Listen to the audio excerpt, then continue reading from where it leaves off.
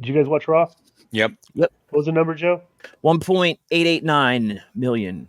Okay, almost the exact same as last week. Because I think last week was 1.9. Like I think there were like 10,000 last week. Maybe like a lot of the Cody fans got mad and didn't want to watch the show. It's just down 1%. Yeah. So they come out. Rollins comes out, welcomes Cody. He says, "I want to bring out Cody. There's a lot to talk about." And Rollins got a pop. He said, "That sure sounds like a pop to me." He's referencing the Roman stuff. He asked, "Bro, me and Vince were talking about this, bro. The fact that Seth did not go scorched earth back on Roman, right, was a complete missed opportunity. He should absolutely have gotten his say and to go back at Roman, right? And they did not address it. I agree 100%. And that is not good for his character because it made him look like a right. Right. So Cody comes out and it says, unless you've been in a cave, you know what's happened the past 3 days. We Want Cody's been trending. They're feeding into it too.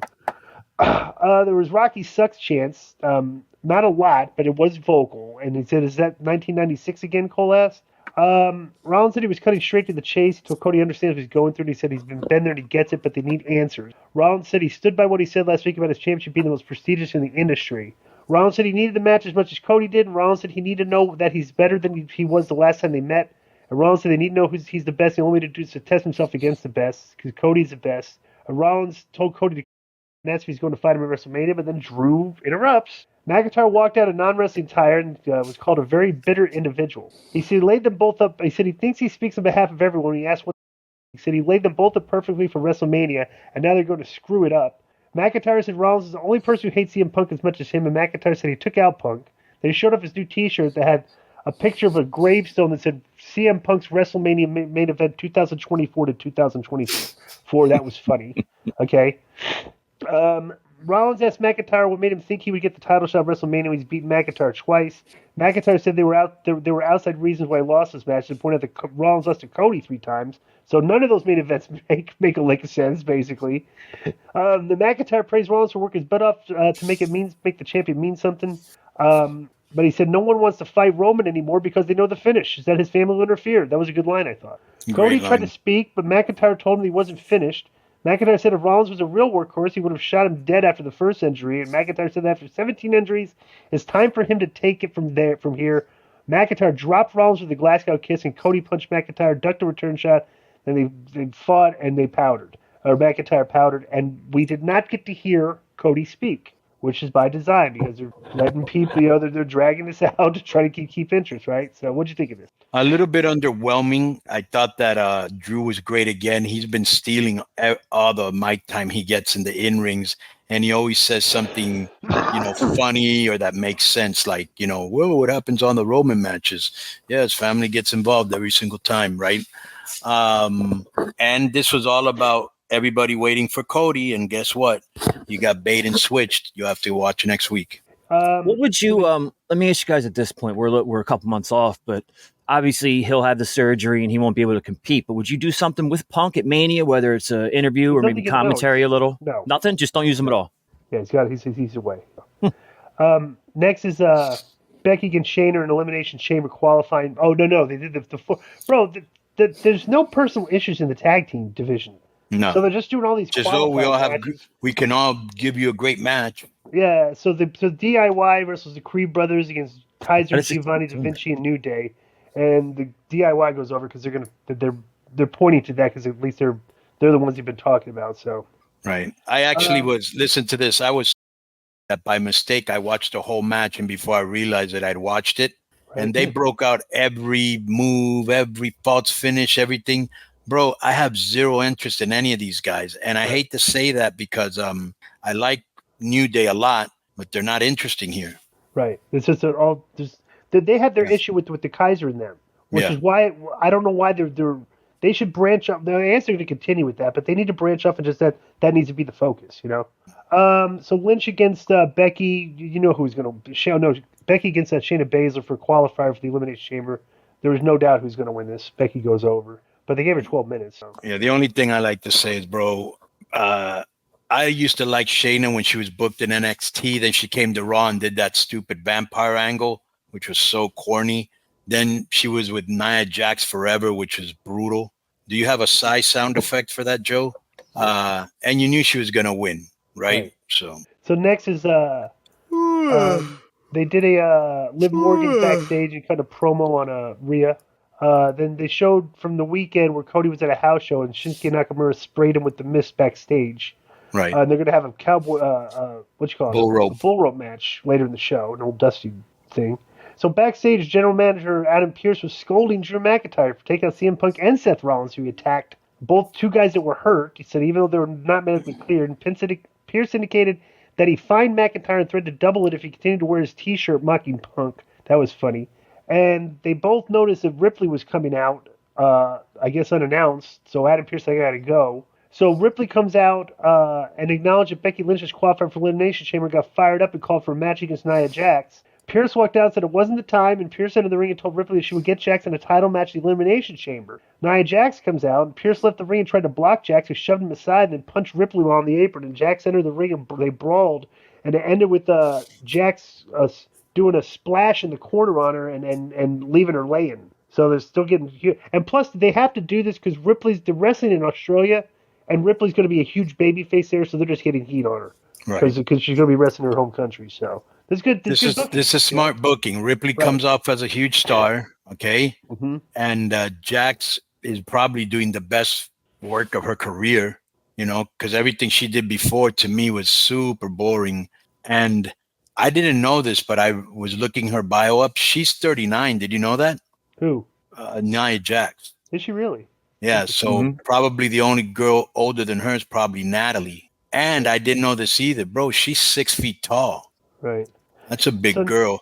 And she started in WWE 10 years ago. Gee, it only took you 10 years to learn how to work. Nothing. So next, they said Cole said it looks like The Rock and Roman are on a collision course, perhaps at WrestleMania. Right. So then a lot of the next stuff was not on Hulu. Ivar Valhalla against Cesaro and Maxi Dupree, and Ivar goes. Okay, let me just say this. They were only there for like 2 or 3 minutes. This girl's brutal. They should send her to NXT. You see those mistakes in AEW. Yes. Okay. You see that a lot in AEW, where like they should be getting groomed. He needs to get groomed. You don't usually see this. And for some reason, every time she wrestles, Adam Cole gets hot, which is kind of funny because she's not wearing her antlers.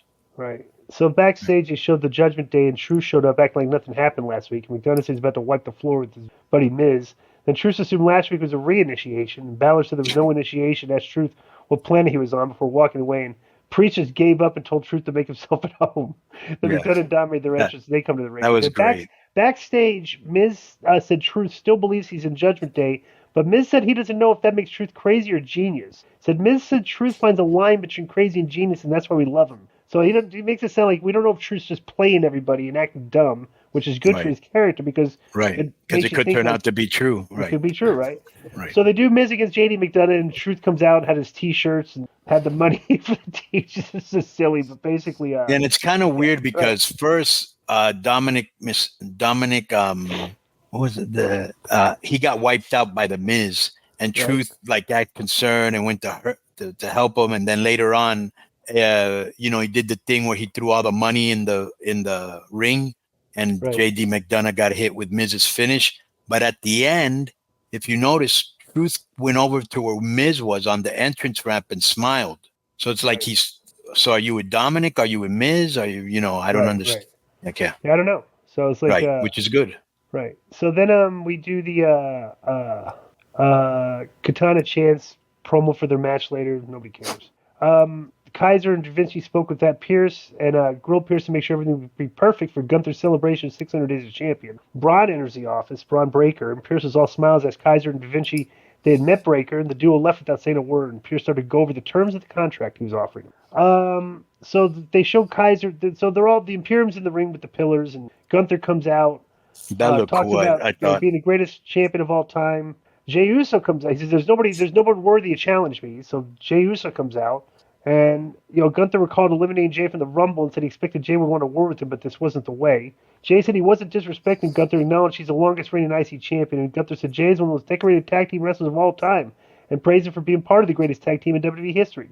Then Gunther said Jay even holds the record for longest tag team title reign, so he's putting him over. And he said the best part is that Jay only had to put in 50% of the work for it. So Gunther said he achieved everything. He has been doing all the work on his own. And then Jay ran through his credentials, and Gunther congratulated him for developing the courage to try to do something for himself after 15 years. He said Jay won't be the last person to try and make a name for himself off him. He said he would beat him so badly he'll long for the good old days when people couldn't tell him and his brother apart. Good line. And Gunther said oos, and then shoulder blocked him, and then Jey Uso attacked him. He was getting beat up, and Kofi and Woods ran out, and they're going to set up for a 6-man for next week. But this was, like I said, Gunther is he's good for his character on the mic. He has a lot of good singers on guys, Like he's a good heel promo, He's great. His facials are great. The browbeating that he gives people's top notch. Right. You know what I'm saying? What else do I want to say about this match? And I like the thing with the the thing that they had in the ring, the pillars. Right. Yeah. The visual's good. Yeah. Right. So Nakamura had a subtitle video, basically said, I want, he said, we want, you heard about the we want Cody, he says, I want Cody. Right. So then Katana chanced Caden Carter against the Kabuki Warriors, Asuka and Sakari Sane. And take a while, guess who won? Asuka, Sakari. Why did they even give the titles to Caden Carter and Katana Chance to begin with? It's kind of weird. Know, it was that was like no one of the character development. We know nothing about them. It was one of the weirdest... They tried to do a video package before their match. Right. It was an old video package where they're standing like outside of a fair. It almost looks like, like, why aren't you inside a tent partying? Yeah. Right. Sami Zayn comes out for a promo, and I don't know. The gist of this is basically Triple H said he was Rocky Balboa, so he's going to do like a Rocky Balboa gimmick. Well, he didn't come out for a promo. The girl interviewed him. Oh, the girl interviewed. Excuse me. Yeah. Yeah. But he said he's like Rocky now. So yeah. Whatever. Yeah, that Triple H said he was like Rocky, right? Right. So Cody Rhodes against Shinsuke in the Bull Rope match. You knew who was going to win this.